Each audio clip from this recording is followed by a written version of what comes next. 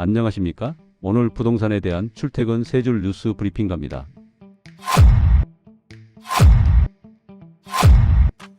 오늘 영상은 조금 무거운 이야기를 해야 할 것 같습니다. 지금 부동산 시장 분위기가 심상치 않습니다. 정부는 집값을 잡겠다고 각종 규제를 쏟아냈지만 시장은 오히려 내성이 생겼습니다. 그리고 그 부작용은 고스란히 2026년 바로 내년 우리에게 전월세 대란이라는 청구서로 날아올 예정입니다. 설마 또 오르겠어? 라고 방심하다가는 월급의 절반을 월세로 내야 할 수도 있습니다. 오늘 영상에서는 정부 정책의 현주소를 냉정하게 짚어보고 다가올 2026년 전세 대란의 실체, 그리고 무주택자와 유주택자가 당장 준비해야 할 현실적인 대응 전략까지 확실하게 정리해 드립니다. 규제의 역설 시장은 왜 정부를 믿지 않는가? 먼저 팩트부터 체크하겠습니다. 현 정부 들어 3번의 큰 부동산 대책이 나왔습니다. 결과는 어땠습니까? 냉정하게 말해 실패에 가깝습니다.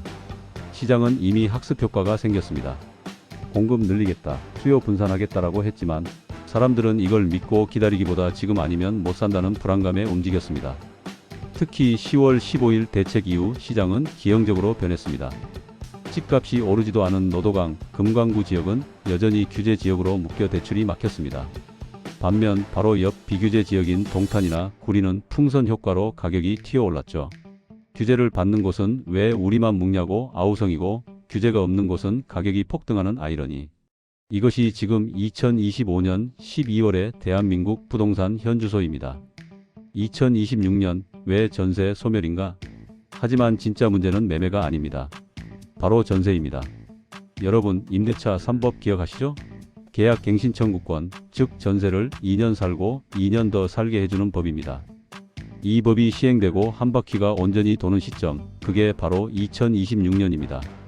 내년에는 4년치 전세 계약이 한꺼번에 만료되어 시장에 쏟아집니다.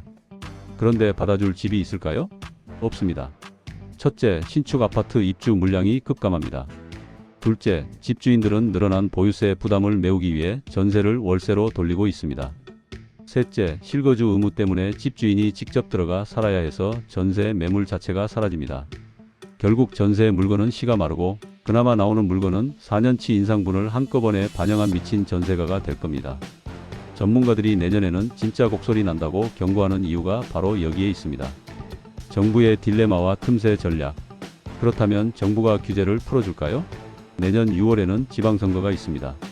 정부 입장에선 섣불리 규제 풀었다가 집값이 튀어오르면 선거에서 필패합니다. 그렇다고 안 풀자니 유권자들의 불만이 극에 달해 있습니다. 결국 선거 전까지는 눈치 보기 장세가 이어질 겁니다. 우리는 이 교착 상태를 이용해야 합니다. 자, 받아 적으세요. 지금부터가 핵심입니다. 여러분의 키워드는 경매입니다. 토지거래허가 구역이라도 경매로 낙찰받으면 실거주 의무가 면제됩니다. 즉, 전세를 끼고 살 수 있다는 뜻입니다. 지금 고점 대비 30% 이상 떨어진 물건들이 경매 법정에 나오고 있습니다. 남들이 규제 때문에 진입 못할 때 경매라는 우회로를 통해 상급지를 선점하는 것. 이것이 2026년을 대비하는 최고의 승부수입니다. 2026년 누군가에게는 전세 난민으로 전락하는 위기의 해가 되겠지만 준비된 누군가에게는 자산 증식의 기회가 될 것입니다. 정부의 정책 변화, 선거 이슈, 그리고 전세 가율의 움직임. 저희 채널에서 매일 아침 가장 빠르고 정확하게 분석해 드리겠습니다. 불안해만 하지 마시고 지금 당장 내 자산 포트폴리오를 점검하십시오.